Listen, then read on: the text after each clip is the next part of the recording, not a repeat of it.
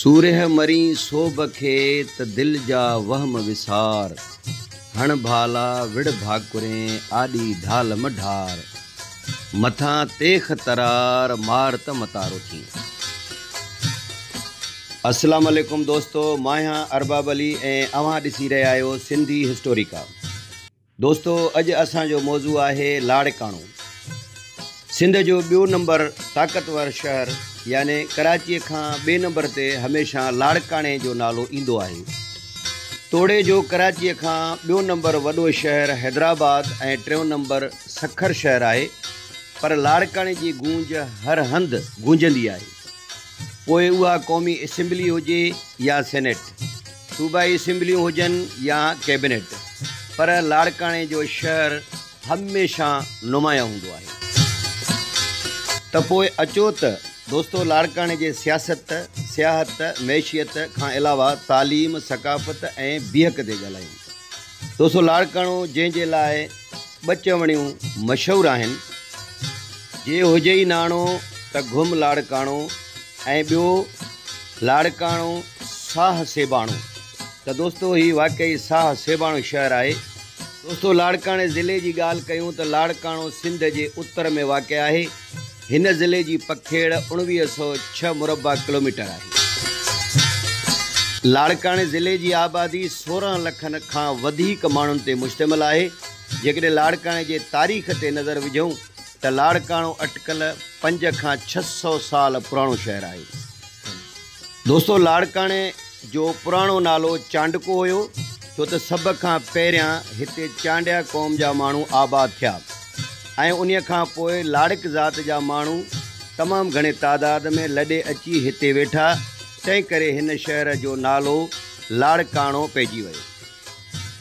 दोस्तों, लाड़काणे खे कलोड़नि जे दौर में ख़ासि तरक़ी मिली ऐं उन खां पोइ अंग्रेज़ सरकार लाड़काणे खे 1901 में ज़िले जो दर्जो ॾिनो। उन खां अॻु लाड़काणो शिकारपुर ज़िले जो तालको हुयो। दोस्तों, लाड़काणे जे सियासत जी ॻाल्हि कयूं त लाड़काणो हिकु सियासी शहर आहे, छो त ज़ुल्फ़कार अली भुट्टो, बेनज़ीर भुट्टो, मीर मुर्तज़ा भुट्टो खां अलावा सिंध जो अॻूणो वज़ीर आला मुमताज़ अली भुट्टो जो तालुक़ु पिणु हिन ज़िले सां आहे। ऐं उन खां अलावा मोहम्मद अयूब खोड़ो, हमीदा खोड़ो, मौलाना जान मोहम्मद जुणेजो, पीर अली मोहम्मद राशिदी, कामरेड सोबो ज्ञान चंदाणी, मौलाना ख़ालिद ममून सूमरो, कामरेड बशीर ख़ान कुरैशी ऐं क्रिकेट में मशहूरु थींदड़ शाहनवाज़ ॾहाणी जो तालुक़ु पिणु लाड़काणे सां।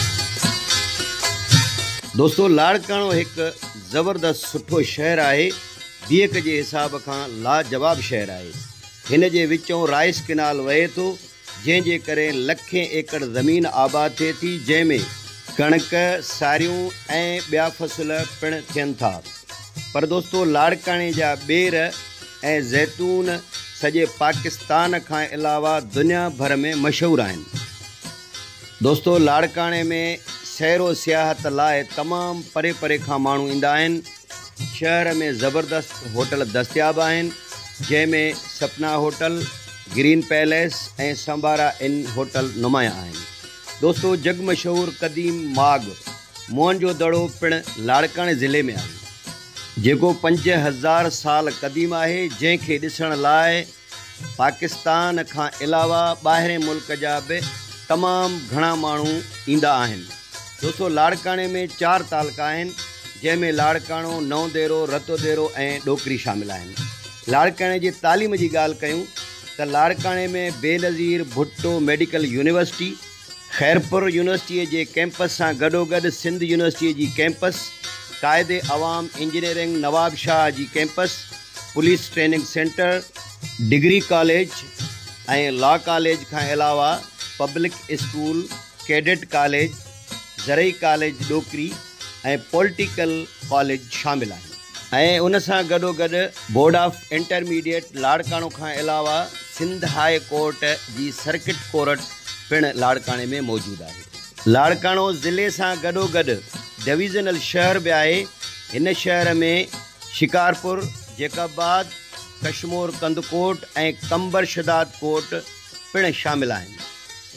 दोस्तों, 2015 जे रिपोर्ट मुताबिक़ लाड़काणे में 1048 primary school, 65 middle school, 7 elementary school, 56 secondary school ऐं 14 हायर सेकेंडरी स्कूल ऐं कॉलेज शामिल आहिनि, जंहिंमें 2,21,444 शागिर्द ऐं शागिर्दियाणियूं तालीम हासिल करे रहिया आहिनि। त दोस्तो, इहो हुयो असांजो अॼु जो वीडियो। तव्हांखे कीअं लॻो पंहिंजे क़ीमती राय खां आगाह कजो ऐं असांखे ॾींदा इजाज़त। अल्लाह वाही।